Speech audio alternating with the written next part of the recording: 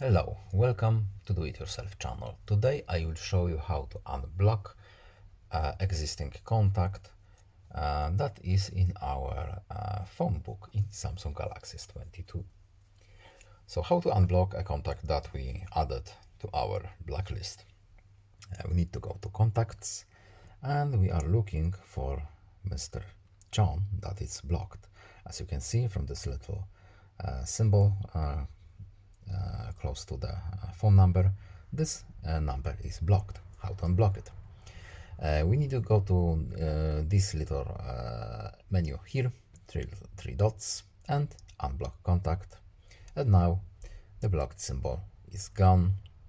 Mr. John can contact us again as it was.